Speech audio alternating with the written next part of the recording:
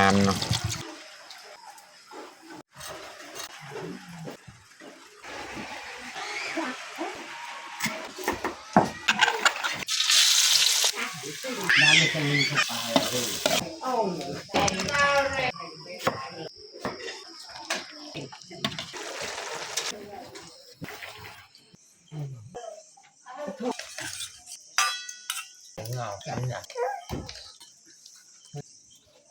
อย่าลืมกดไลค์กดแชร์และกดติดตามเด้อพี่น้อง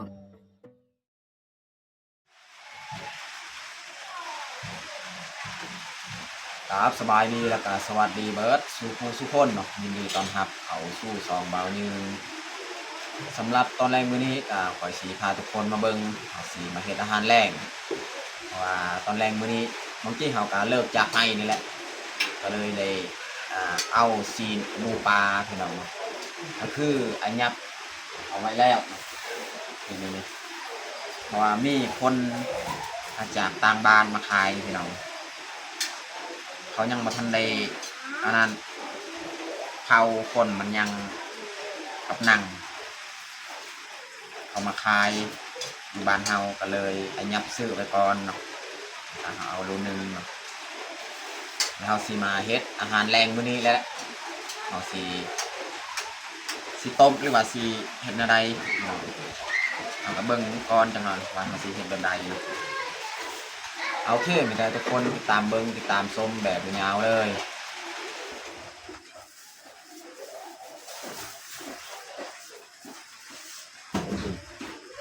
นั่งกะยังคนนี่อะไรเผาจังหน่อยพอพายป้นกับนังกับซีน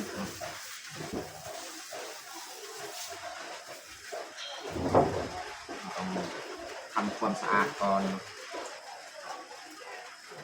เนื้อ3 ตอนเอาสีล่างก่อนพี่น้องเนาะแล้วค่อยจึงเอาไปเฮ็ดอาหารเนาะ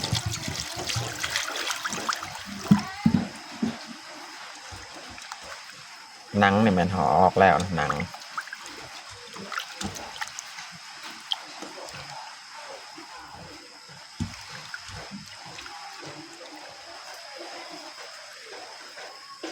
คนนี่ตกตลอดเลยบรรยากาศยามแรงพี่น้อง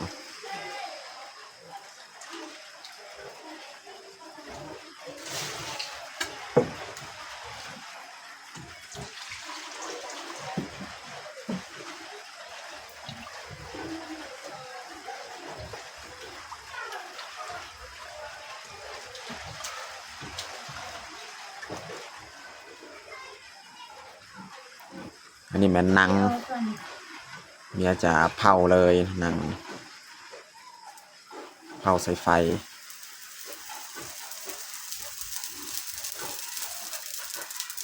โลนึงกับ60,000นั่นแหละปกตินะอยู่บ้านเฮาเขาขายถ้าว่าอยู่ในเมืองนี่บ่ได้โลนึงนี่170,000 180,000เงินกีบพี่น้องตอนนี้เฮาก็ทำความสะอาดเรียบร้อยแล้วพี่น้องเนาะเนื้อสดๆแล้ว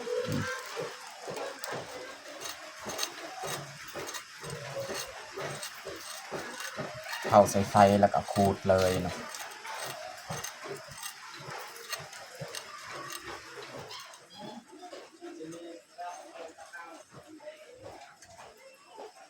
นี่เขาจะมาซอยเลยพี่น้อง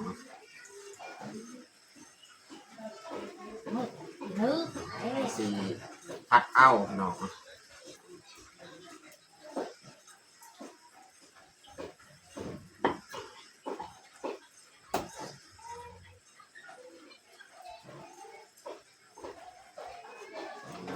สาดอะไรตายก็ยังเคยสมองลองเลยลองอย่างเจ้าให้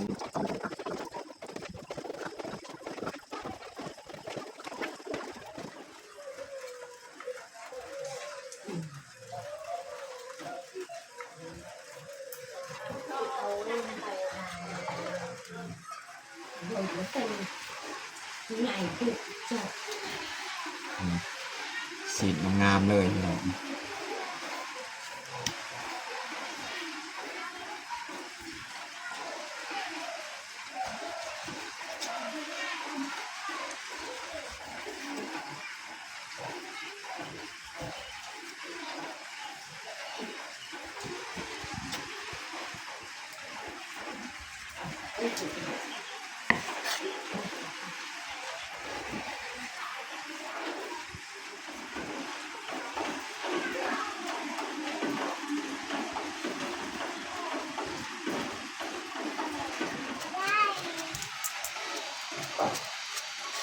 ใส่เกลือพี่น้องตัวนี้แม่นเฮา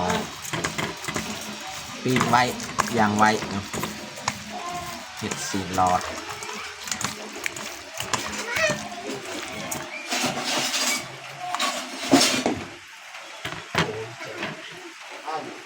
จะใส่ปิ้งเลย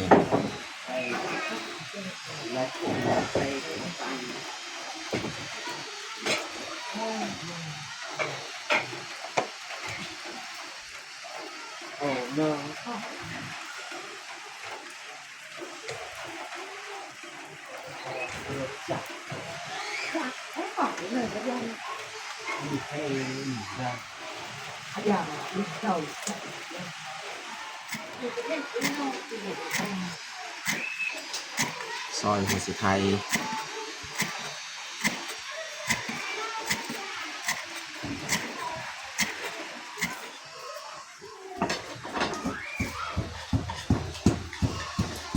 เดี๋ยวมันจะเรียงกระหอม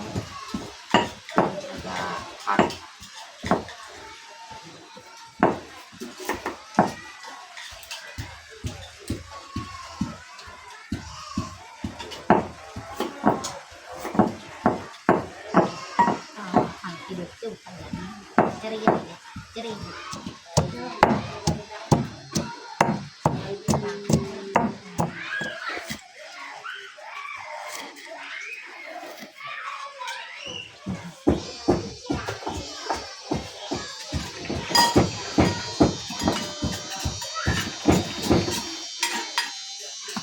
วันนี้เราจะเริ่มผัดเลยใส่น้ำมัน เอาเที่ยวนี่ก็ ประมาณนี้แหละ ตัว ใส่น้ำมัน ประเทศ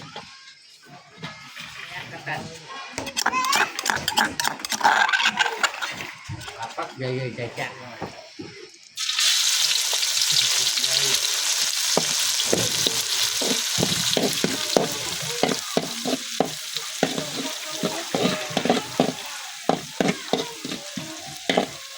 วันนี้เราจะใส่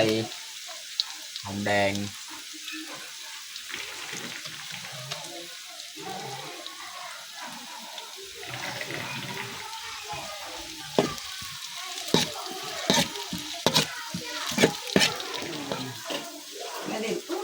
นี่เราจะเอาซีนของเราลงเลย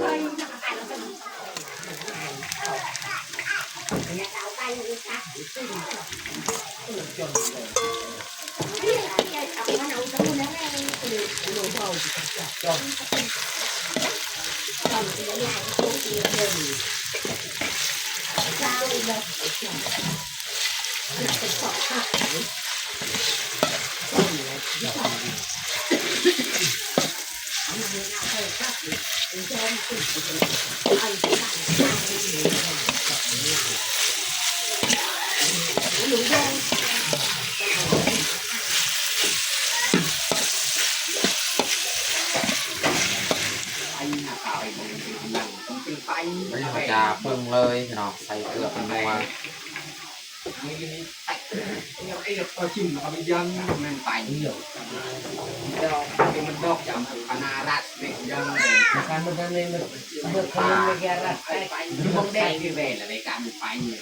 จับไม่ตับก็ไม่ยังเอาไปจับยังน้ำมันจะมีสักแค่ต้นจะเรียกมันไปเลยเราดูตาไปนะ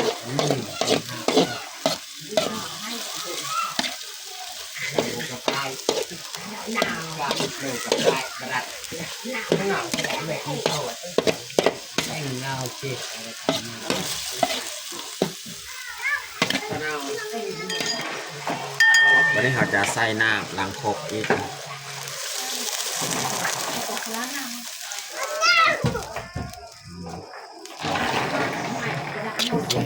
ใหญ่ตับ สิเอามาแปลงกันแหละมาปาดแล้วก็มาใส่ผัดของเรา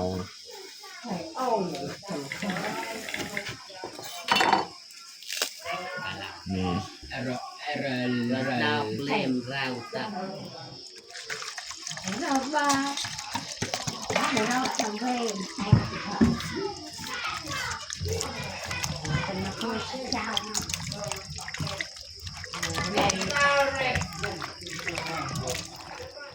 หามือตั้งปิ้งนี่ให้ทำจ่าเนี่ยตั้งจ่าเสียงเลยปิ้งตั้งปิ้งจักรยานเป็นเปล่าอย่าง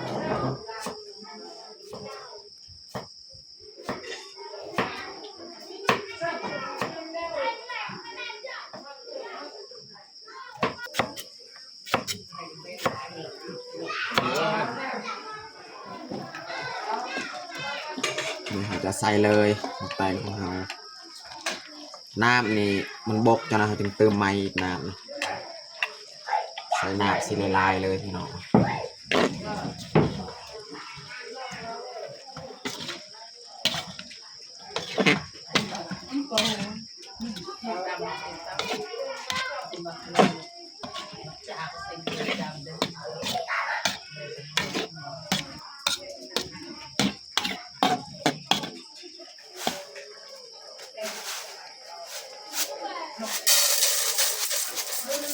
อันนี้เขาตีมาหุ้งข้าว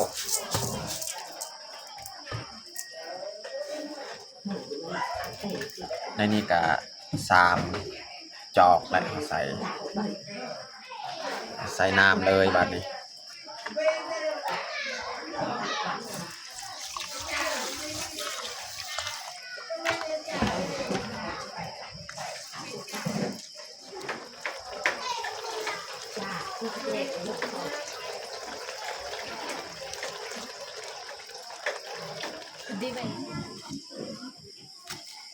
ซอยหอมบัว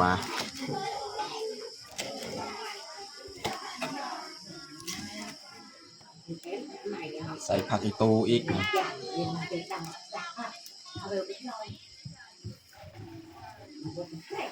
สุดท้ายนี่เราจะใส่หอมบัวกับผักอีตูเนาะ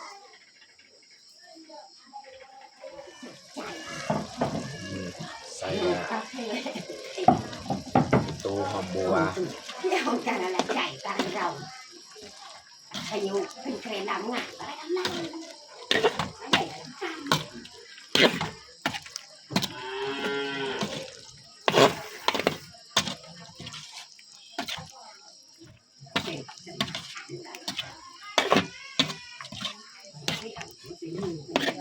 เรียบร้อยพี่น้องเนาะน่าจะได้และน้ำสำนีไว้นั่งสตืมน่าจะได้และสำนีเลยน้ำมันพอดีเข้มข้นเลย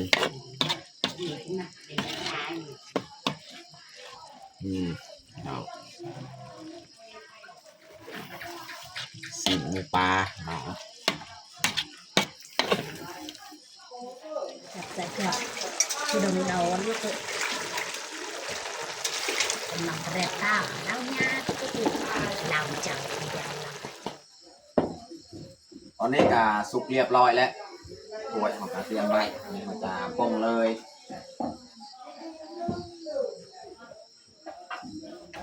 น้องมูดาสีข้างหม้อมีข้าวอีกเนาะ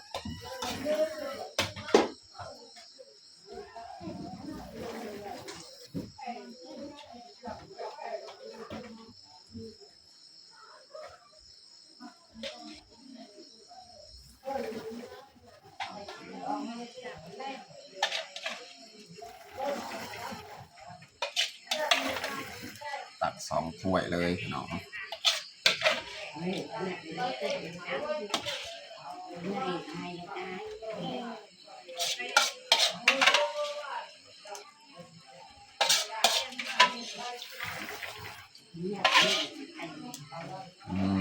เรียบร้อยพี่น้องเนาะ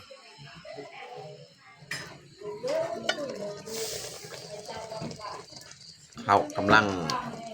ฟดพี่น้องเนาะ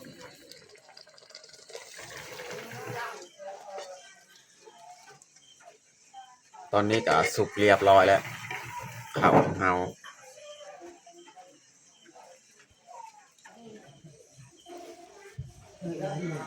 วันนี้เราจะปรุงเลยข้าวของเราแล้วก็มาตักใส่ถ้วย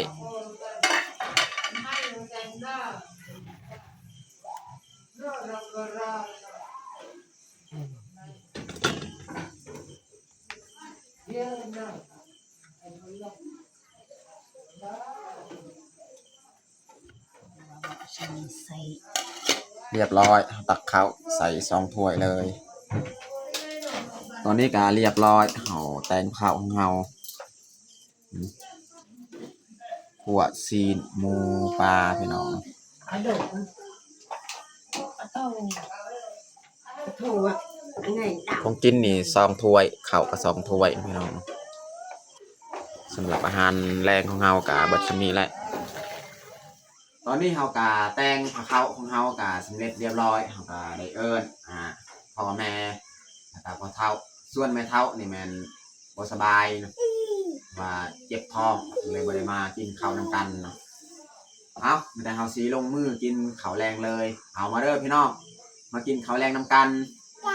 เอาน้องพลอยเอิ้นลุงป้ามากินข้าว này để các bạn เอามากินข้าวแรงน้ำกัน เออ เอามาเด้อทุกคนมากินข้าวแรงน้ำกัน เอาnhà lê nhà mày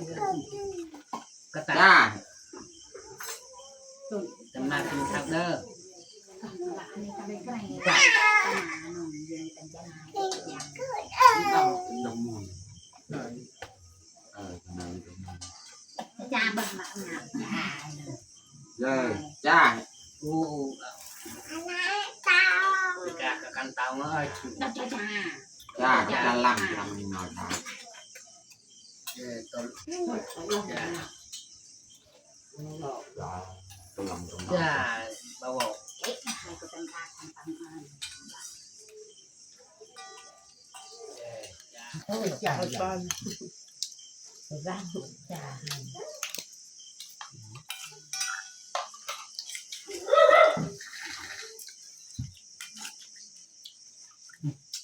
จ้าเด็กกูtươiกูbằng hàng tàu nên là con thay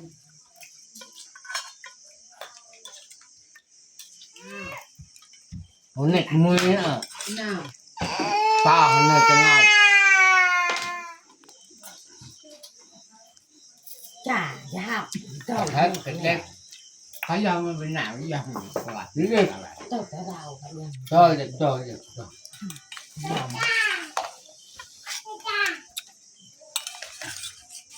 người ta ở cái mùng vàng này một cái trà này mình sẽ trả để ăn ở đàn không trẻ mà ông sao đâu là chẳng ở đàn là cái trà mình cái rau như mọi bên hết đồng người ly cơ một pro